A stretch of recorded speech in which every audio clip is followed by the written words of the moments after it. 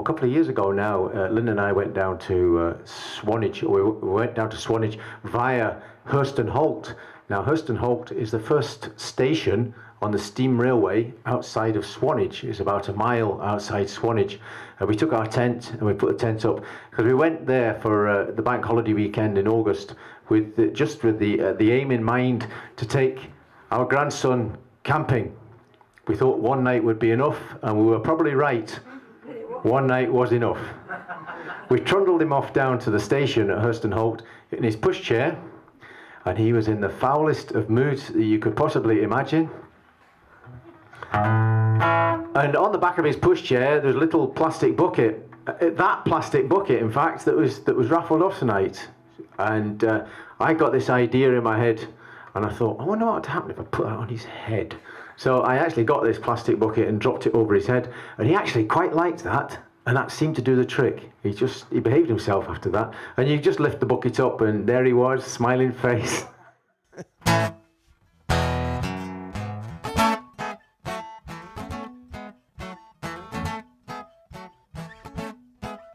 He was never one to shy away from trouble, and from an early age he'd take life by the throat.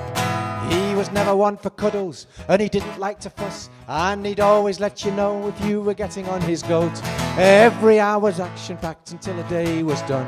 It could be just his teeth is what they said, but everywhere he went he used to grizzle until his granddad put a bucket on his head. And he always likes an element of danger, and risk is simply outside his domain.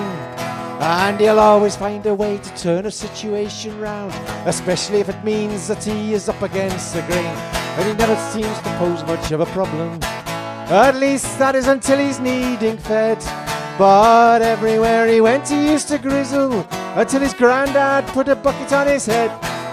And he wears it in the garden, it helps to keep him dry. He wears it in the house and up the street, and we never need a naughty step to mend his little ways when he's verging on a tantrum. It really works a treat, and it never seems to pose much of a problem, at least that is until he's needing fed. Everywhere he went he used to grizzle until his granddad put a bucket on his head. Ah, nonny, nonny, nonny, nonny, nonny, nonny, no. Nonny, nonny, nonny, nonny, no. Nonny, nonny, nonny, nonny, nonny, nonny, no. Nonny, nonny, nonny, nonny, no. Nonny, nonny, nonny, nonny, nonny, nonny, no. Nonny, nonny, nonny, nonny, no. Everywhere he went he used to grizzle until his granddad put a bucket on his head. And it never seems to cause much of a trauma. In fact, it even makes him want to smile. And when you lift the bucket, you will find his little face. You can even leave it on for quite a while. And these days we only know him by his little arms and legs that could belong to someone else instead. But everywhere he went he used to grizzle until his granddad put a bucket on his head.